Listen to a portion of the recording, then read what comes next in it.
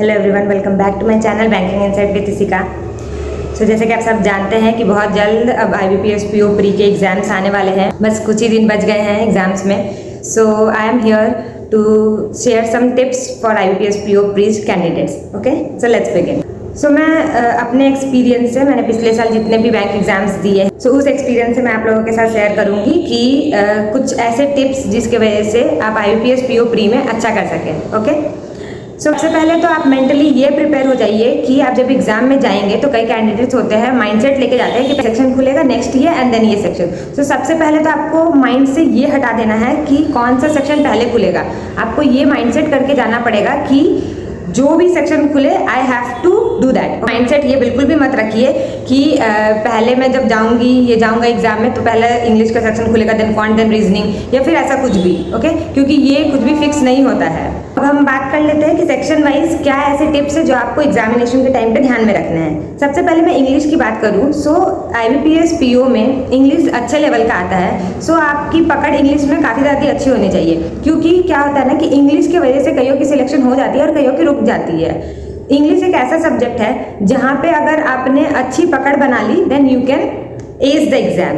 Okay, so क्या ऐसे tips है जिसके वजह से इंग्लिश में आपके मार्क्स अच्छे आ सकते हैं। कई लोग मुझसे बोलते हैं कि इंग्लिश हम रीडिंग कर रहे हैं, सभी बोलते हैं रीडिंग कीजिए, एडिटोरियल पढ़िए, ग्रामर पे ध्यान दीजिए, वो करने के बाद भी मार्क्स नहीं बढ़ रहे। सो मेन रीज़न क्या है ना कि अदर सब्जेक्ट्स में हमारी एक्यूरेसी अच्छी होती है तो वहाँ पे नेगेटिव मार्किंग कम होता है, लेकिन इंग्लिश में जब हम आते हैं तो इंग्लिश में क्या हो जाता है कि नेगेटिव इम्पैक्ट ही ज़्यादा पड़ जाता है। नंबर ऑफ क्वेश्चंस गलत होने के कारण इंग्लिश के एक्यूरेसी गिरती है और हमारे मार्क्स को वो इम्पैक्ट करता है। सो इंग्लिश में अगर हमें अच्छा करना है सबसे पहले आपको जो ध्यान में रखना है वो ये है कि जब तक आप किसी क्वेश्चन पे 100% श्योर ना हो, don't go for that question. Okay, चाहे मेरे नंबर ऑफ अटेम्प्ट्स कम हो इंग्लिश में, लेकिन मुझे उस क्वेश्चन को नहीं टच करना जिसमें मैं 100% श्योर नहीं हूँ, तभी ओवरऑल आपके कट ऑफ क्लियर हो पाएगी। क्योंकि IBPS PO में ऐसा नहीं है कि बहुत ज़्यादा हाई कट ऑफ जाती है, कट ऑफ लो ही जाती है। कारण उसका यही है कि एग्जाम का लेवल काफ़ी ज़्यादा हार्ड होता है। इसके लिए हमें वैसा ही करना है, जब तक आप श्योर ना हो आप please don't go for that question.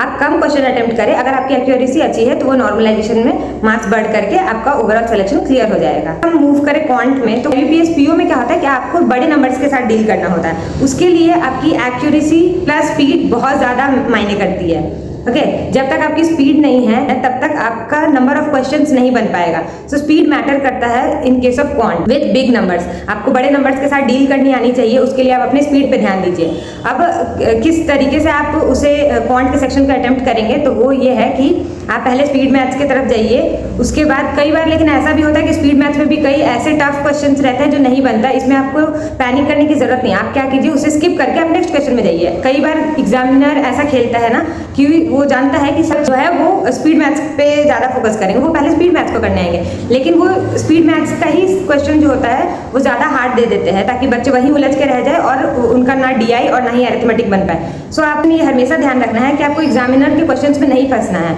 आप क्या करेंगे, जो क्वेश्चंस आप जल्दी बना पा रहे हैं, ऑन अ गो आपसे बन रहा है, आप उन्हीं क्वेश्चंस को चूज कीजिए। बाद में आप वापस आकर के अगर टाइम है तो आप उस क्वेश्चंस को देख सकते हैं, उस क्वेश्चंस के लिए आप ट्राई कर सकते हैं। बट अगर आपसे स्टक हो रहा है, आप नहीं बना पा रहे, just leave and go for the next question. Okay, so first you will go for speed maths, then अगर आपकी अरिथमेटिक अच्छी है तो आप अरिथमेटिक, और अगर DI है, दोनों में से कोई एक आप अपने अकॉर्डिंगली चूज कर सकते हैं। मैं अगर बताऊं तो आपको after speed maths you should go for DI and then go for the arithmetic, क्योंकि अरिथमेटिक में वो एक क्वेश्चन को सॉल्व करने में आपको टाइम लगेगा और उसके बाद DI में क्या है, अपने एक पूरा DI सॉल्व कर लिया तो 5 क्वेश्चन अपने हाथ में होते हैं। ठीक है, सो मैथ्स के लिए ये था।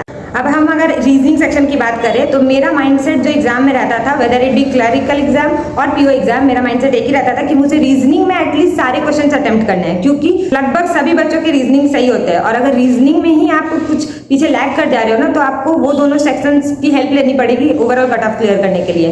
ओके, सो रीजनिंग में आप ऐसा माइंडसेट रखिए कि आप सारा क्वेश्चन ही अटेम्प्ट करें, की तरफ जाएं, उसके बाद then you go for the puzzles. Okay, ऐसा कई लोग ऐसा करते हैं ना, पहले जो खुला रीजनिंग में सोचते हैं कि सभी करना है तो वो फर्स्ट से ही स्टार्ट कर देते हैं करने का, बट डोंट डू दैट। अगर पहला ही आपका पजल खुल गया ना और वो पजल पे आप स्टक कर गए तो आपका पूरा सेक्शन खराब हो सकता है। इसलिए आप पहले मिसलेनियस पे जाइए, मिसलेनियस को पूरा अच्छे से कंप्लीट कीजिए and then go for the puzzle. और पजल में भी जो आपको लग रहा है ना, घर पे आप जब प्रैक्टिस कर रहे होते हो तो आपको पता होता है कि आपको कौन से टाइप के पजल आपके जल्दी बनते हैं। अगर वो सिटिंग अरेंजमेंट है तो आप सीटिंग अरेंजमेंट के लिए पहले जाइए। अगर वो सर्कल बेस्ड ऐसा है, अगर वो फ्लैट एंड फ्लोर है, तो आप उसके अकॉर्डिंग आप चूज कीजिए एग्जाम में भी कि आपका कौन सा पैटर्न के पजल्स हैं जो आपसे जल्दी बनते हैं, तो आप उसके लिए पहले जाइए। ओके। और एग्जाम में ऐसा कई बार हो जाता है कि आप किसी पजल पे अटक गए या सम्स में ही अटक गए, या कोई इंग्लिश का ही जो है रीडिंग कॉम्प्रिहेंशन आपने एक बार पढ़ा, आपको नहीं समझ में आया, सो पैनिक करने की कोई ज़रूरत नहीं है। पीओ एग्जामिनेशन का लेवल हार्ड आता है, उससे डरने वाली कोई बात नहीं है। आप क्या करेंगे, आप उसे स्किप करके आप नेक्स्ट क्वेश्चन पे चले जाएंगे, ठीक है। और ये बैक ऑफ द माइंड नहीं सोचते रहना कि अरे मेरा वो क्वेश्चन छूट गया, कुछ भी नहीं होगा, आप वो उसे कर भी नहीं सकते, आपको नेक्स्ट क्वेश्चन पे ही जाना पड़ेगा। और सबसे बड़ी बात यही है कि आपको पैनिक नहीं करना है, क्योंकि अगर आप पैनिक करके एग्जाम के टाइम में, तो आपने पहले जितनी भी मेहनत की है पूरे साल में वो पूरा वेस्ट हो जाना है। उस मोमेंट में आप कुछ भी एक्स्ट्रा नहीं कर सकते हैं। So you don't have to panic, just go for the next questions and then you can ace the exam easily.